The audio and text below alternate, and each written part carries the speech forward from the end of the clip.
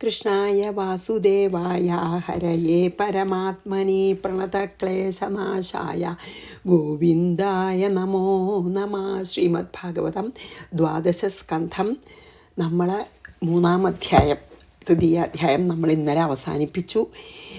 അതിൽ കലിദോഷങ്ങളെപ്പറ്റി ഒരുപാട് പറഞ്ഞു. അത് കഴിഞ്ഞിട്ട് കലിദോഷങ്ങളെ തരണം ചെയ്യാൻ എന്താ വേണ്ടതെന്ന് ചോദിച്ചപ്പോൾ നമുക്ക് വളരെ സിമ്പിളായിട്ടുള്ളൊരു സൊല്യൂഷനും ഭഗവാൻ പറഞ്ഞു.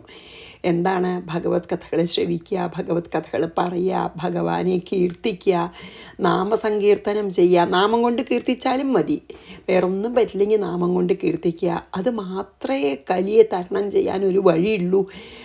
പിന്നെ മറ്റ് യുഗങ്ങളിലൊക്കെ ചെയ്യുന്ന തപസ്സോ യജ്ഞങ്ങളോ വ്രതങ്ങളോ പിന്നെ ഒന്നും അനുഷ്ഠിക്കേണ്ട കാര്യമില്ല. കലികാലത്ത് നാമസങ്കീർത്തനം മാത്രമേ വേണ്ടൂ. അതാണ് ആ കലിയുടെ ഒരു വലിയ ഗുണം എന്ന് പറഞ്ഞ് നമ്മൾ നിർത്തി അല്ലേ. ഇനി 4-ാം അധ്യായം വളരെ ഇൻട്രസ്റ്റിംഗ് ആണ്. നമ്മൾ പ്രളയങ്ങളെ പറ്റി പറയുകയാണ്. അതിൽ ഒരു കാര്യം വളരെ എനിക്ക് രസമായിട്ട് തോന്നുന്നുണ്ട്. എന്താ വെച്ചാൽ, ഒന്ന് ഈ 1000 ചതുര്യുഗം, അതായത് കൃതയുഗം, ത്രേതായുഗം, ദ്വാപരയുഗം, പിന്നെ കലിയുഗം, ഇങ്ങനെ 4 യുഗമാണല്ലോ. ഈ 4 യുഗങ്ങൾ 1000 പ്രാവശ്യം വന്ന് ഉണ്ടായി ഇല്ലാതെ ആവുമ്പോഴാണ് അത്ര ബ്രഹ്മാവിൻ്റെ ഒരു പകല് കഴിയുക. പിന്നെ അത്ര സമയം രാത്രി പിന്നെ ഉറങ്ങും വേണം പിന്നെ ബ്രഹ്മാവിനെ. അത് കഴിഞ്ഞാൽ പിന്നെ ആദ്യം 1000 ചതുര്യുഗം തുടങ്ങും പിന്നത്തെ ദിവസം. അതായത് ഇപ്പോൾ ഒരു ഡേ ടൈം പറഞ്ഞാൽ 1000 ചതുര്യുഗങ്ങൾ കഴിയണം. അത്ര തന്നെ 1000 ചതുർയുഗങ്ങൾ രാത്രിയുണ്ട്. അപ്പോൾ ശരിക്കും പറയാച്ചാൽ ബ്രഹ്മാവിൻ്റെ ഒരു ദിവസം എന്ന് പറഞ്ഞാൽ 2000 ചതുർയുഗമാണ് കേട്ടോ. അപ്പോൾ ഓരോ ചതുർയുഗം കഴിഞ്ഞാലും ഒരു പ്രളയം ഉണ്ടാവും. അതായത് ഓരോ ഇത് കഴിഞ്ഞാലും പിന്നെ എന്താണ്, അതായത് നിത്യപ്രളയം എന്ന് പറയും. അതായത് എന്താ പറയുക, ഓരോ ചതുർയുഗം കഴിയുമ്പോൾ, ഇപ്പം നമുക്ക് കലികാലം കഴിഞ്ഞാൽ പിന്നത്തെ കൃതത്തിന് മുമ്പ് ചെറിയൊരു പ്രളയം ഉണ്ടാവും, അത് നിത്യപ്രളയം. പിന്നെ 1000 ചതുർയുഗം കഴിഞ്ഞിട്ട് ബ്രഹ്മാവിന് ഉറങ്ങണമല്ലോ ഒരു രാത്രി മുഴുവൻ, അതിനെ നൈമിത്തിക പ്രളയം എന്ന് പറയും. പിന്നെ ബ്രഹ്മാവിൻ്റെ ആയസ് കഴിയുമ്പോൾ, അതായത് 100, 250 ദ്വിപരാർദ്ധം എന്ന് പറയും, 100 വയസ്സ് കഴിയുമ്പോൾ ഉള്ളതിനെയാണ് പ്രാകൃത പ്രളയം എന്ന് പറയുക. അതായത് ടോട്ടൽ ഡിസൊല്യൂഷൻ. അപ്പം എല്ലാ ലോകങ്ങളും പിന്നെ കാലവും എല്ലാം ബ്രഹ്മാവും ഒക്കെ, പിന്നെ ആദ്യം ബ്രഹ്മാവ് ഉണ്ടായിട്ട് വേണം ബ്രഹ്മാവിൻ്റെ ആയസ് കഴിഞ്ഞാൽ. അതാണ് പ്രാകൃത പ്രളയം, ടോട്ടൽ ഡിസൊല്യൂഷൻ. പിന്നെ ഇതിൽ വേറൊരു വാക്കുപയോഗിക്കേണ്ട, ആത്യന്തിക പ്രളയം എന്താ അറിയോ? അത് നമ്മൾ തന്നെയാണ്. എന്താ വെച്ചാൽ ജ്ഞാനം ഉദിക്കുമ്പോൾ നമ്മൾക്ക് ഈ ലോകം അവസാനിക്കും നമ്മുടെ ഉള്ളിൽ. അതായത് അജ്ഞാനം കൊണ്ടാണല്ലോ ഈ ജഗത്ത് ഉണ്ടെന്ന് തോന്നണത്, മനസ്സിൻ്റെ സങ്കല്പമാണല്ലോ. അജ്ഞാനം നീങ്ങുമ്പോൾ ഈ ജഗത്ത് നശിക്കും. അതാണ് ആത്യന്തിക പ്രളയം. നല്ല രസമാണ്. അപ്പോൾ അതിലേക്ക് നമുക്ക് 4-ാം അധ്യായത്തിലേക്ക് ഭഗവാന്റെ അനുഗ്രഹത്തോടു കൂടി നമുക്ക് പ്രവേശിക്കാം. ഓം നമോ ഭഗവതേ വാസുദേവായ. ശ്രീമദ് ഭാഗവതം ദ്വാദശസ്കന്ധം 4-ാം അധ്യായം. നമ്മൾ ശ്രീശുക ഉവാച, ശുകബ്രഹ്മർഷി പറയണതാണ് തുടങ്ങുന്നത്. 1. കാലസ്തേ പരമാണ്വാതിർദ്വിപരാർത്ഥാവധിർനൃപ കഥിതോ യുഗമാനം ചാശൃണു കൽപ്പലയാവപി. എന്താണ്?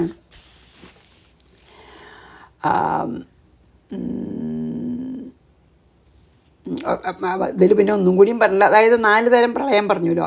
നിത്യപ്രളയം, നൈമിത്തിക പ്രളയം, പ്രാകൃത പ്രളയം, ആത്യന്തിക പ്രളയം, അതൊക്കെ പറയുന്നുണ്ട്. പിന്നെ ഈ സംസാരസാഗരത്തിന് കടക്കാനുള്ള ഏറ്റവും ഉറപ്പുള്ള കപ്പൽ ഭഗവാനെ കീർത്തിക്കൽ തന്നെയാണ് എന്നും കൂടിയും പറയുന്നുണ്ട് കേട്ടോ. അപ്പോൾ നമുക്ക് നോക്കാം. ഹേ നൃപ, ഹേ രാജാവേ, പരീക്ഷിത്തു മഹാരാജാവേ, പരമാണ്വാദിഹി, അതായത് പരമാണു മുതൽ, ഏറ്റവും ചെറിയ ആറ്റം മുതൽ, ദ്വിപരാർത്ഥാവധിഹി, 100 ദിവ്യസംവത്സരം ആയസ്സുള്ള കാലം, തേ കഥിത, അങ്ങയ്ക്ക്, യുഗമാനം ച കഥിതം, അതായത്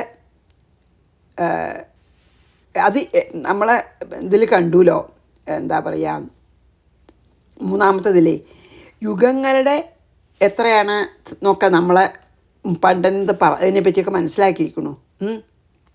കൽപ്പലയാവബി ശൃണു, കൽപ്പം പ്രളയം. ഇനി അതിനെപ്പറ്റി വിസ്തരിച്ച് കേട്ടാലും നമ്മൾ പണ്ട് സൃഷ്ടിയുടെ സമയത്തും ബ്രഹ്മാവിൻ്റെ ആയുസ്സിനെ പറ്റിയൊക്കെ നമ്മൾ പറഞ്ഞുല്ലോ എന്ന് പറയുകയാണ്. അപ്പോൾ ഇനി നമുക്ക് എന്താണ് പരമാണു മുതൽ ബ്രഹ്മാവിൻ്റെ ആയുസ് കഴിയുന്ന, പരമാണു മീൻസ് ഏറ്റവും ചെറിയ സമയത്തിൻ്റെ ഏറ്റവും ചെറിയ അളവ് മുതൽ ബ്രഹ്മാവിൻ്റെ ആയസ്സായിട്ടുള്ള 100 ദിവ്യ സംവത്സരം വരെയുള്ള കാലത്തിനെയും ഈ എന്താണ് 4 യുഗങ്ങളെ പറ്റിയൊക്കെ ഞാൻ അങ്ങോട്ട് പറഞ്ഞു കഴിഞ്ഞുല്ലോ. ഇനി ഈ കൽപ്പങ്ങളുടെയൊക്കെ അവസാനത്തിലുള്ള പ്രളയത്തിനെ പറ്റി പറയാം. 3-ാം സ്കന്ധത്തിൽ നമ്മൾ പറഞ്ഞുല്ലോ, ഈ സമയത്തിൻ്റെ കാര്യമൊക്കെ നമ്മൾ പറഞ്ഞു. ചെറിയ സമയം തൊട്ട് എങ്ങനെയാണ് ഈ സമയത്തിനെ ഡിവൈഡ് ചെയ്തിരുന്നത് അതൊക്കെ നമ്മൾ വിസ്തരിച്ച് പറഞ്ഞതല്ലേ. പരമാണു എന്നാണ് ആദ്യത്തെ, ഏറ്റവും സമയത്തിൻ്റെ ഏറ്റവും ചെറിയ അംശത്തിന് പരമാണു പറയാം. നിമിഷം, അങ്ങനെയാണല്ലോ നമ്മൾ ദിവസം, സംവത്സരം, പിന്നെ ഈ ഋതുക്കൾ ഇത്ര കാലം, അങ്ങനെയൊക്കെ നമ്മൾ പറഞ്ഞു. അതൊക്കെ അന്ന് പറഞ്ഞുല്ലോ. ഇനി നമ്മൾ കൽപ്പം, അതായത് പ്രളയങ്ങളെ പറ്റി പറയാം ഇതിൽ എന്നാണ് ചുരുക്കി പറയുന്നത്. ശ്രീശുകവാച കാലസ്ഥേ പരമാൺവാതിർ ദ്വിപരാർദ്ധാവധിർ നൃപ കഥിതോ യുഗമാനം ച ശൃണു കൽപ്പലയാവബി. കൽപ്പലയം എന്താ? പ്രളയത്തിനെ പറ്റി പറയാമെന്ന്. 2 ചതുർയുഗസഹസ്രം ച ബ്രഹ്മണോ ദിനമുച്യതേ സ കൽപ്പോ യത്ര മനവശ്ചതുർദശ വിശാംപതേ. എന്താ പറയുക വെച്ചാൽ 1000, ഇപ്പം നമ്മൾ പറഞ്ഞു തന്നെ 1000 ചതുർയുഗം കൂടിയതാണ് ആര്? ബ്രഹ്മാവിൻ്റെ ഒരു പകൽ. അതാണ് ചതുർയുഗ സഹസ്രം. 1000 ചതുർയുഗം. ബ്രഹ്മണ ദിനം, ഒരു ബ്രഹ്മാവിൻ്റെ പകൽ സമയം, ദിനാണ്, ഡേ ടൈം. ഉച്ചതേ, ദിവസം എന്ന് പറയപ്പെടുന്നു. സഹ കൽപ്പ, അത് കൽപ്പമാകുന്നു. വിശാംപതേ, ഹേ രാജാവേ, എത്ര യാതൊന്നിൽ ചതുർദശ മനവഹ. അങ്ങനെ ബ്രഹ്മാവിൻ്റെ ഒരു പിന്നെ ഇതിനെ എന്താണ് അതിൽ പറയണ വെച്ചാൽ എന്താണ് 1000 ചതുർയുഗമാണ് ബ്രഹ്മാവിൻ്റെ ഒരു പകൽ. അതിനെയാണ് കൽപ്പം എന്ന് പറയുന്നത്. അപ്പോൾ 2 കൽപ്പാണ് ഒരു ദിവസം കേട്ടോ. ഹേ രാജാവേ, എത്ര ചതുർദശ മനവഹ, അങ്ങനെയുള്ള ആ ഒരു കൽപ്പത്തിൽ എത്ര മനുക്കളറിയുള്ളത്? 14 മനു ഉള്ളത്. 14 മനുക്കളാണ് ഭരിക്കുക. അതായത് ബ്രഹ്മാവിൻ്റെ ഒരു പകല് 14 മനുക്കൾ. ആദ്യം ഒരു മനു ഭരിക്കും. ആ മനുവിൻ്റെ കാലം കഴിഞ്ഞാൽ, ഇപ്പോൾ സ്വയംഭൂവ മനു ആണല്ലോ ആദ്യത്തെ മനു, അദ്ദേഹം കുറേ കാലം അങ്ങനെ സ്വയംഭൂവനുവിനെ പോലെ 14 മനുക്കളാണ് ഹോൾ ഡേ ടൈമിൽ 1000 ചതുർയുഗം ഭരിക്കാൻ 14 മനുക്കൾ, അല്ലെങ്കിൽ 14 മന്വന്തരായിട്ട് 1000 ചതുർയുഗത്തിനെ ഡിവൈഡ് ചെയ്തിട്ടുണ്ടെന്ന് പറയുകയാണ്. അത്രേ പറയുന്നുള്ളൂ കേട്ടോ. 1000 ചതുർയുഗമാണ് ബ്രഹ്മാവിൻ്റെ ഒരു പകലെന്നും 1000 ചതുർയുഗത്തിൽ 14 മന്വന്തരങ്ങളുണ്ടെന്നും ഓരോ മന്വന്തരത്തിലും ഓരോ മനു ഭരിക്കും. ചതുർയുഗ സഹസ്രം ച ബ്രഹ്മണോ ദിനമുച്യതേ സ കൽപ്പോ യത്ര മനവശ്ചതുർദശ വിശാംപതേ. ഇനി 4 തരം പ്രളയമുണ്ടല്ലോ. നിത്യം, നൈമിത്തികം, പ്രാകൃതം, ആത്യന്തികം. ഒക്കെ നമുക്ക് നോക്കാം കേട്ടോ. തദന്തേ പ്രളയസ്താവാൻ ബ്രാഹ്മി രാത്രിരുദാഹൃത ത്രയോ ലോകോ ഇമേ തത്ര കൽപ്പന്തേ പ്രളയായ ഹി. 3 തദന്തേ, അതിൻ്റെ അവസാനത്തിൽ, അതായത് ബ്രഹ്മാവിൻ്റെ പകൽ കഴിഞ്ഞാൽ 1000 ചതുർയുഗ കഴിഞ്ഞാൽ പ്രളയം താവാൻ, അത്ര തന്നെ കാലം ബ്രാഹ്മി രാത്രി, പിന്നെ 1000 ചതുർയുഗം തന്നെ ബ്രഹ്മാവിൻ്റെ രാത്രിയും ആണ്. ഉദാഹൃത എന്ന് പറയപ്പെട്ടിരിക്കുന്നു. തത്ര, അതിൽ, ഇമേ ത്രയഃ ലോക, ഈ 3 ലോകങ്ങളും പ്രളയത്തിനായിക്കൊണ്ട് കൽപ്പന്തേ കാലമാവുന്നു. അപ്പോൾ ഈ ബ്രഹ്മാവിൻ്റെ പിന്നെ എന്താണ് ഒരു പകൽ കഴിയണ സമയത്ത് എന്താണ് പിന്നെ അത് കഴിഞ്ഞാൽ അത്രയും സമയം രാത്രിയും വേണമല്ലോ. അപ്പോൾ ആ രാത്രി ഉറങ്ങുന്ന സമയത്ത് ആ പ്രളയത്തിൽ ഈ 3 ലോകങ്ങളും നശിക്കുന്നു. അതാ പറഞ്ഞത്. ബ്രഹ്മാവ് നശിക്കുന്നില്ല കേട്ടോ, ബ്രഹ്മാവ് ഉറങ്ങി നീക്കേയുള്ളൂ. ബ്രഹ്മാവിൻ്റെ ആയുസ് കഴിഞ്ഞാലേ വേറെ ബ്രഹ്മാവ് വേണ്ടൂ. ബ്രഹ്മാവ് ഇതിപ്പോൾ 1000 ചതുർയുഗ സഹസ്രം കഴിഞ്ഞാൽ ഒന്ന് ഉറങ്ങും, അത്രയും കാലം. അത് കഴിഞ്ഞ് നീട്ടാൽ ആ ബ്രഹ്മാവ് തന്നെയാണ് കേട്ടോ. ഇനി ഇതിൻ്റെ ഇനി എന്താ പറയുക വെച്ചാൽ നൈമിത്തികം. ഇതിനെയാണ് നൈമിത്തികം എന്ന് പറയുകയാണ്. അതായത് തത് 3 വായിച്ച് 4 വായിക്കാം. തദന്തേ പ്രളയസ്ഥാവാൻ ബ്രാഹ്മി രാത്രിരുദാഹൃത ത്രയോ ലോക ഇമേ തത്ര കൽപ്പാന്തേ പ്രളയായ ഹി. ഈ കാണപ്പെടുന്ന 3 ലോകങ്ങളും അങ്ങനെ നശിക്കും. പിന്നെയോ ഏഷ നൈമിത്തിക പ്രോക്ത പ്രളയോ യത്ര വിശ്വസൃക് ശേതേനന്ദാസനോ വിശ്വമാത്മസാത്കൃത്യ ചാത്മഭൂഹു ഏഷ പ്രളയ. ഈ പ്രളയം നൈമിത്തിക പ്രോക്ത. ഇങ്ങനെ ബ്രഹ്മാവിൻ്റെ ഒരു ദിവസം കഴിഞ്ഞിട്ടുണ്ടാവുന്ന പ്രളയത്തിനെ, രാത്രി ഉറങ്ങാൻ വേണ്ടിയിട്ട് റെസ്റ്റ് ചെയ്യണ്ടേ, അതിന് വേണ്ടിയിട്ടുണ്ടാവുന്ന പ്രളയത്തിനെ നൈമിത്തിക പ്രളയം എന്ന് പറയുന്നു. എത്ര യാതൊന്നിൽ വിശ്വസൃക് ഭഗവാൻ, വിശ്വസൃക് പറഞ്ഞാൽ വിശ്വം സൃഷ്ടിച്ച ആള ഭഗവാൻ എന്നർത്ഥം, വിശ്വത്തെ ആത്മസാത്കൃത്യ ആത്മാവിൽ അടക്കിയിട്ട്, അപ്പോൾ 3 ലോകങ്ങൾ ആത്മാവിൽ അടങ്ങണു. അനന്താസനഹ ശേതേ, അനന്ത ശയനിയായി കിടക്കുന്നു ആ സമയത്ത് ഭഗവാൻ. ബ്രഹ്മാവും ശേതേ, ബ്രഹ്മാവും ഉറങ്ങുകയാണ്. ഭഗവാനും എല്ലാ ലോകങ്ങളെയും തന്നിൽ അടക്കി ഭഗവാനും പിന്നെ അനന്തശായിയായിട്ട് റെസ്റ്റ് ചെയ്യുന്ന. അതാണ് പറഞ്ഞത്. ഇതിലെന്താണ് നമുക്ക് പിന്നെ വളരെ നമുക്കത് നമ്മൾ മുമ്പ് കണ്ടിട്ടുണ്ടല്ലോ, അതുകൊണ്ട് മനസ്സിലാക്കാൻ വിഷമമൊന്നുമില്ല. അതായത് ഇതിന് നൈമിത്തിക പ്രളയം എന്നാണ് ആ പേര് എന്ന് പറഞ്ഞു. എന്നിട്ട് 3 ലോകങ്ങളും പറഞ്ഞല്ലോ അതിൽ. എന്നിട്ട് ഈ അതായത് പിന്നെ പ്രളയത്തിൽ ഈ 3 ലോകങ്ങളും ലയിക്കും. ലോകത്തിൻ്റെ പരമകാരണമായിട്ടുള്ള ഭഗവാൻ ഈ 3 ലോകത്തെ, അല്ലെങ്കിൽ 14 ലോകത്തിനെയും തൻ്റെ ഉള്ളിലാക്കി അനന്തശായിയായിട്ട് നിദ്ര ചെയ്യും. മാത്രമല്ല ബ്രഹ്മാവും ഉറങ്ങും. ഇങ്ങനെയുള്ള ഈ പ്രളയത്തിനാണ് നൈമിത്തിക പ്രളയം എന്ന് പറയുന്നത്. അത്രയേ ഉള്ളൂ. അതാണ് നമ്മൾ പറഞ്ഞത്. അതായത് ബ്രഹ്മാവിൻ്റെ ഒരു പകൽ കഴിയുന്ന പ്രളയമാണ്. അതായത് 1000 ചതുർയുഗം കഴിഞ്ഞുള്ള പ്രളയത്തിന് നൈമിത്തിക പ്രളയം, അത് മാത്രമേ നമുക്ക് മനസ്സിലാക്കാറുള്ളൂ കേട്ടോ.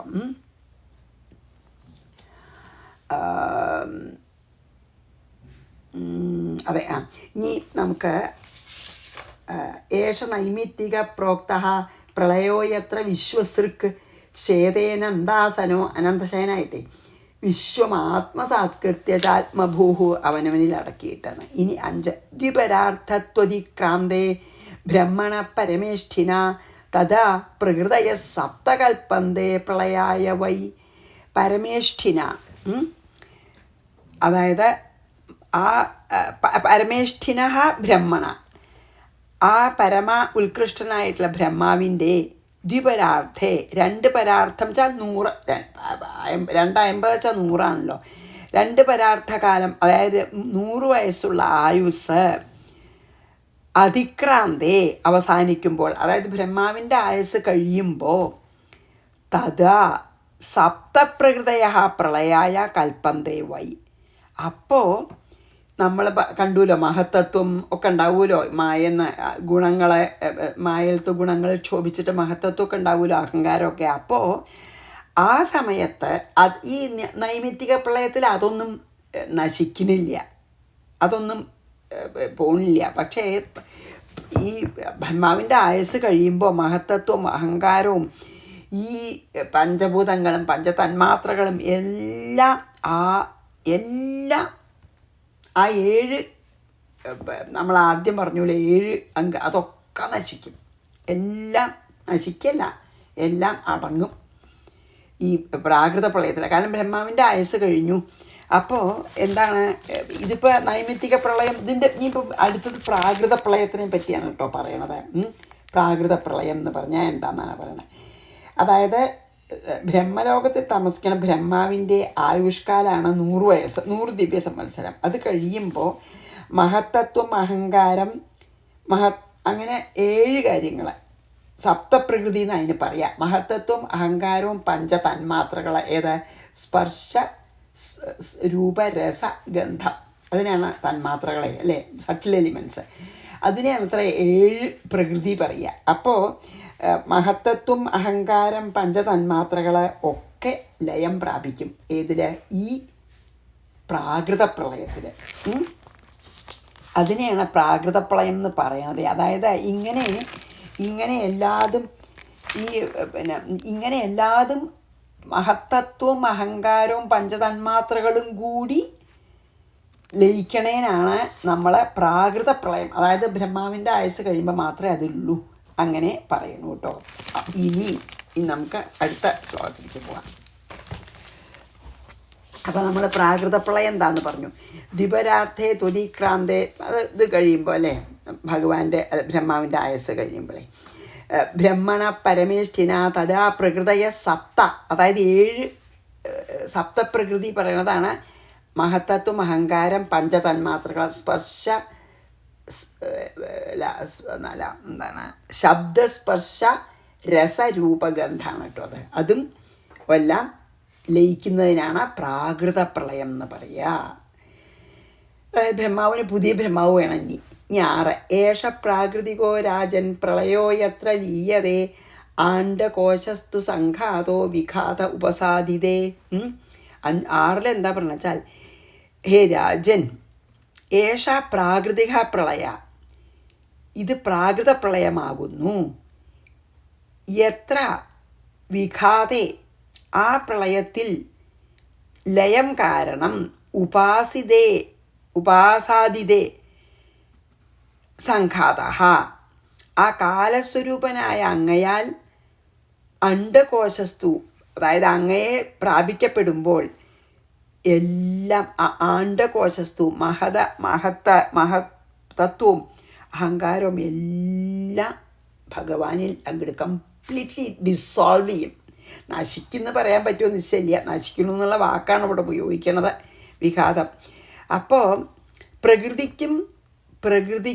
പ്രകൃതി സംബന്ധമായിട്ടുള്ള എല്ലാ കാര്യത്തിനും ലയം വരുന്നത് കൊണ്ടാണ് ഇതിനെ പ്രാകൃത പ്രളയം എന്ന് പറയുന്നത്. പ്രകൃതി തന്നെ ലയിക്കും, അതായത് മായ തന്നെ ലയിക്കും.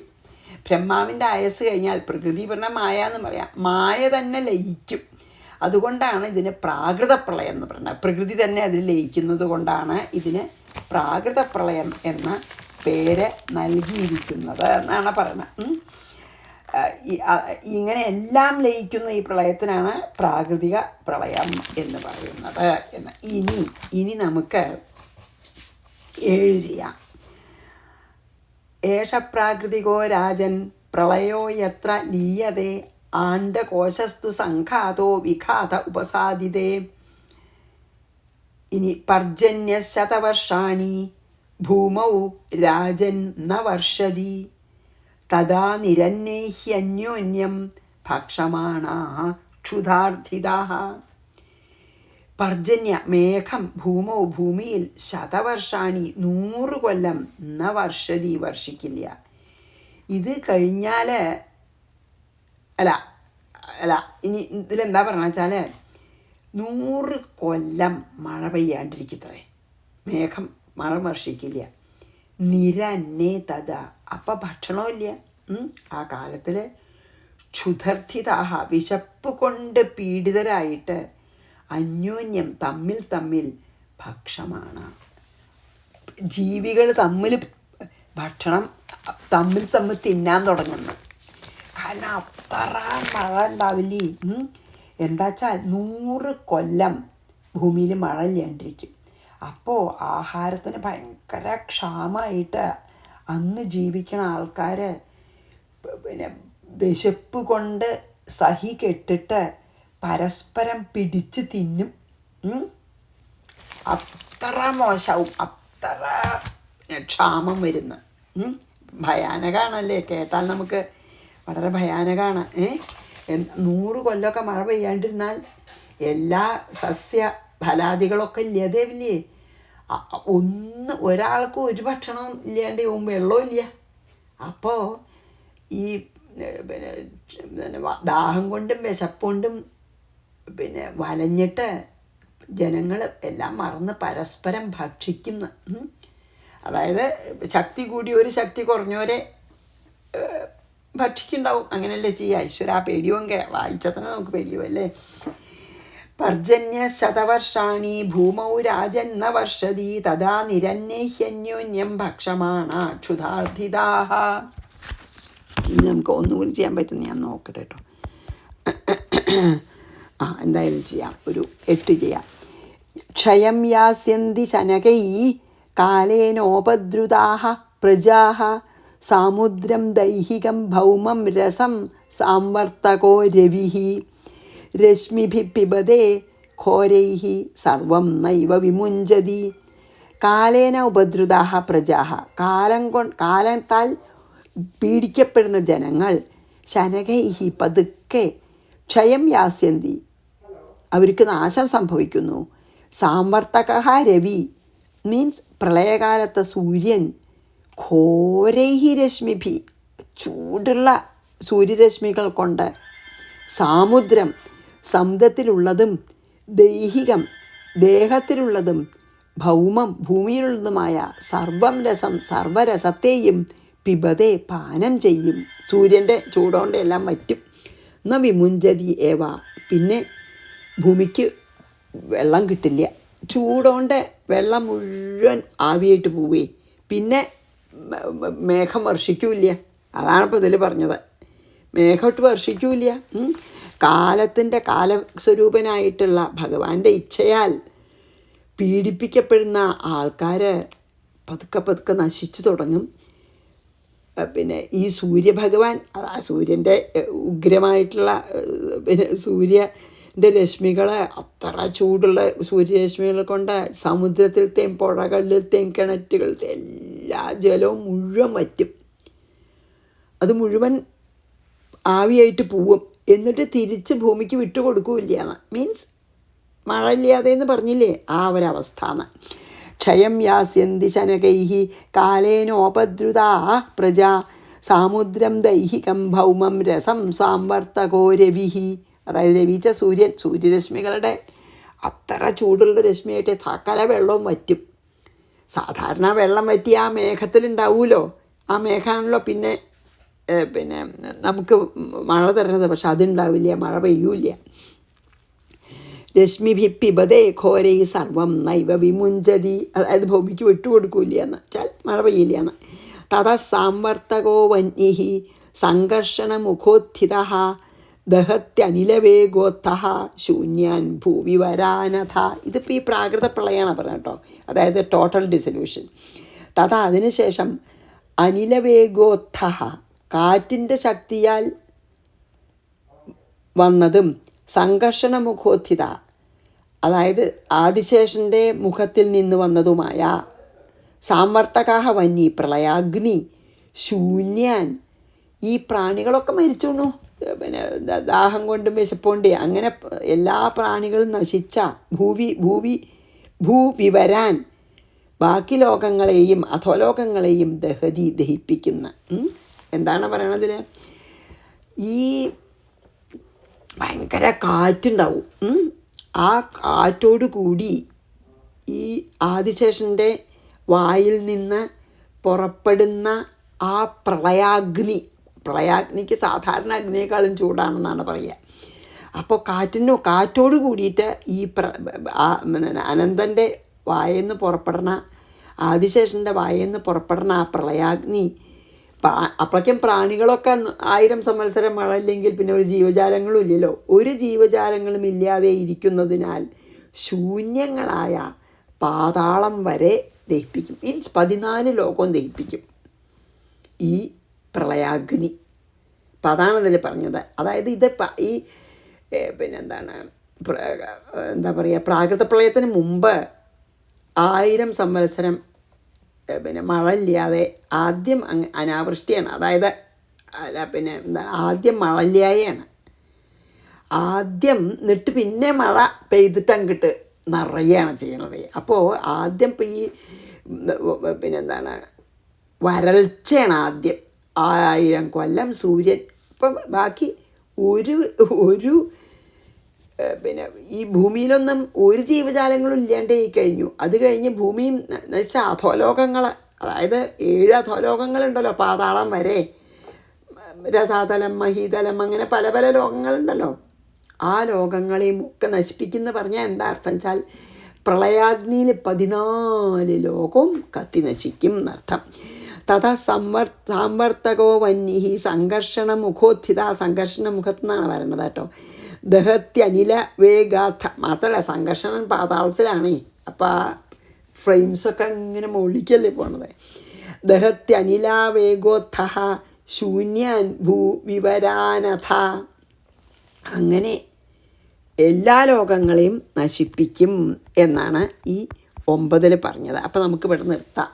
9 കൂടി വായിച്ച് ഇന്നത്തെ, അതായത് എങ്ങനെയാണ് എന്താണ് പ്രാകൃത പ്രളയത്തിന് മുമ്പ് ഉള്ള പ്രളയാഗ്നിയെ പറ്റി പറഞ്ഞ് നമ്മൾ നിർത്താം. ശ്രീകൃഷ്ണാർപ്പണമസ്തു. സർവത്ര ഗോവിന്ദനാമ സങ്കീർത്തനം. ഗോവിന്ദ ഗോവിന്ദ. ഗുരുവായൂരപ്പാ ശരണം.